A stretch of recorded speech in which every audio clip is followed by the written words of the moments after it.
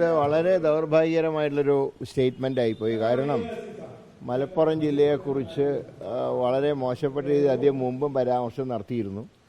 പക്ഷേ അതിനെ പിന്നീട് മുഖ്യമന്ത്രി ന്യായീകരിക്കാറുണ്ടായി. അതുകൊണ്ടാണ് കൂടുതൽ പ്രകോപനപരമായിട്ടുള്ള സ്റ്റേറ്റ്മെൻ്റ് ഇറക്കാൻ അദ്ദേഹത്തിന് നൽകിയ ഒരു ചാലകശക്തി എന്ന് പറയുന്നത് പിണറായി വിജയൻ്റെ പിന്തുണയാണ്.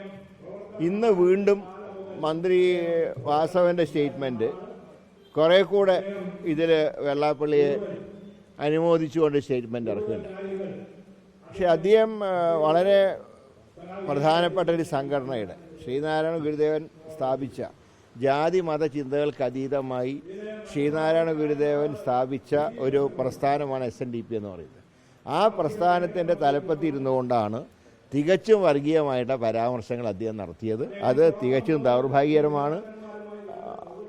അത് ഭാവിയിലെങ്കിലും അദ്ദേഹം അത് തിരുത്തണം എന്നാണ് അദ്ദേഹത്തിനോട് അഭ്യർത്ഥിക്കാൻ. അദ്ദേഹത്തിൻ്റെ പിൻബലം മുഖ്യമന്ത്രി തന്നെയാണ്.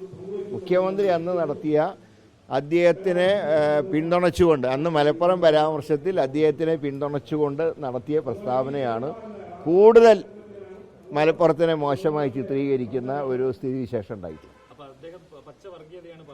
തീർച്ചയായിട്ടും അത് ഒരിക്കലും അദ്ദേഹത്തിനെ പോലെ ഒരാൾ അത് പറയാൻ പാടില്ല. അതുകൊണ്ട് ജാതി മത വിഭാഗങ്ങളെ ഒരുപോലെ കാണേണ്ട ഒരു പ്രസ്ഥാനമാണ് SNDP. അതാണ് ശ്രീനാരായണ ഗുരുദേവൻ്റെ ലക്ഷ്യം. ആ ലക്ഷ്യത്തിൽ നിന്നും പിന്മാറിയത് വളരെ ദൗർഭാഗ്യകരമാണ്. അത് അദ്ദേഹം തിരുത്തണം എന്നാണ് ഞങ്ങൾക്ക് പറയാം.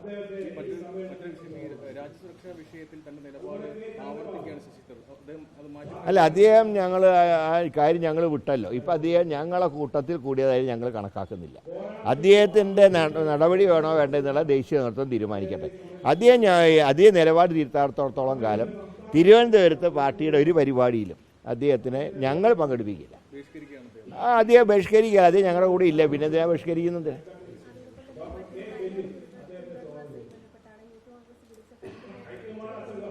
അതിനൊക്കെ കൃത്യമായിട്ടുള്ള കണക്ക് വെച്ചിട്ടുണ്ട്. അനുയോജ്യമായിട്ടുള്ള സ്ഥലം കണ്ടുപിടിച്ചിട്ടുണ്ട്. കോൺഗ്രസ് പാർട്ടി അതിനെ കണ്ടുപിടിച്ചിട്ടുണ്ട്. അതനുസരിച്ച് അതിൻ്റെ വർക്ക് ഞങ്ങൾ നടത്തും. അത് സുതാര്യമാണ്. ഒരു പൈസ പോലും യൂത്ത് കോൺഗ്രസോ ആ കിട്ടിയ പണം ഞങ്ങൾ ഒരിക്കലും ദുരുപയോഗം ചെയ്യില്ല. അല്ല, അതിൽ വ്യക്തത വരുത്താനൊന്നുമില്ല. ഫണ്ട് പിരിച്ചതിൻ്റെ കണക്ക് അവരുടെ കയ്യിലുണ്ട്.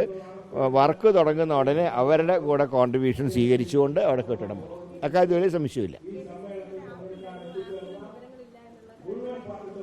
ഏതായാലും സ്ഥലം കിട്ടിയിട്ടുണ്ട്. കെട്ടിടത്തിൻ്റെ നിർമ്മാണം നടക്കും. അത് എന്ത് ആപ്പ് ആര് പണിതാലും അത് ഞങ്ങൾ നടത്തിയിരിക്കും.